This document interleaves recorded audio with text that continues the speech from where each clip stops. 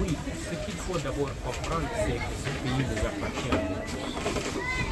Chaque citoyen doit se sentir concerné, impliqué en lui. Et quand nous avons donc la conviction que nous devons participer au développement de notre pays, à partir de ce moment, ça veut dire qu'il n'y a aucune limite. J'ai eu à le dire lors du lancement du mouvement, je suis sénégalais, rien de ce qui est sénégalais ne m'est étranger. Il faut que chacun de nous se dise que l'orientation qui est prise depuis plusieurs mois, presque 2 ans maintenant, n'est pas une bonne orientation. C'est une orientation de violence entre les acteurs politiques. C'est une orientation de manipulation des populations, plus particulièrement des jeunes.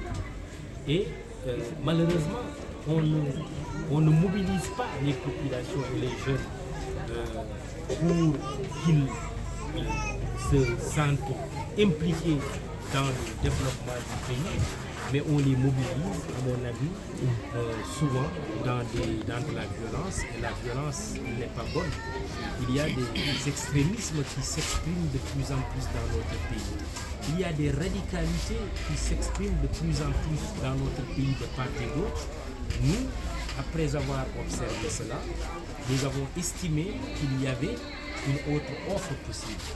Il y avait une autre voie, et cette voie, c'est celle du centre, parce que nous avons la conviction que le Sénégal est un pays du centre, et de plus en plus, comme je l'ai dit, notre message est en train d'être compris par les populations.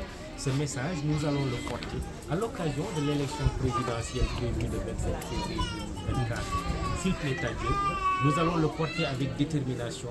Nous allons le porter, mais aussi avec les Sénégalais, parce que, comme j'ai dit, nous allons sillonner le pays, et ce que nous allons leur vendre, c'est justement la co-construction, en disant que chacun peut y apporter du sien, chacun peut apporter son idée, mais il faudra effectivement tenir compte des idées de chacun et de chacune pour en faire une offre pertinente qui réponde en tout cas aux préoccupations des populations. Vous êtes venu.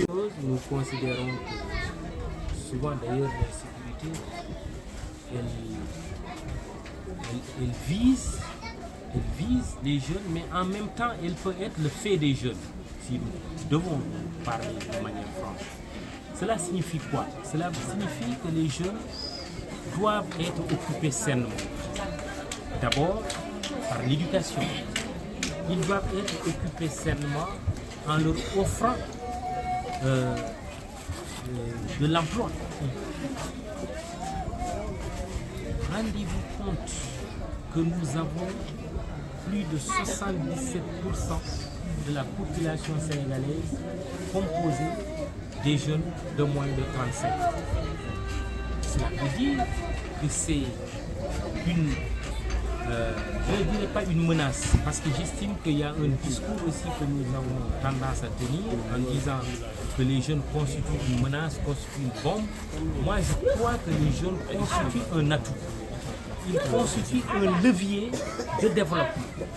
Si maintenant cette insécurité, elle est un fait réel à Djiddah Thiaroye Kao, à Thiaroye de manière générale, cela veut dire qu'il faut s'attaquer aux racines du mal. Nous avons identifié parmi les causes de cette insécurité la pauvreté, l'oisiveté, les femmes elles-mêmes qui veulent entreprendre, et elles ont leurs idées, et elles entreprennent même à la hauteur de leurs moyens, mais qui n'ont pas de financement. Ce que cela crée, finalement, c'est un climat de précarité. Et quand il y a précarité, les gens peuvent penser qu'une des solutions, c'est de recourir à la violence, ou en tout cas, il y a une insécurité qui va s'installer. Première chose, il faut régler les questions de développement. C'est pour ça d'ailleurs, nous pensons qu'après ce qu'on appelle la décentralisation administrative, il faut aller vers une décentralisation économique. Cela veut dire qu'il faut développer les localités que cette localité soit un quartier, soit un village, une ville ou une région, elle a besoin d'investissements importants pour permettre aux jeunes de travailler, pour permettre également aux femmes de travailler, pour permettre aux personnes du troisième âge que j'appellerai les seniors, ça c'est également dans notre offre programmatique, d'occuper leur place parce que il ne faut pas mettre de côté, écarter les personnes du troisième âge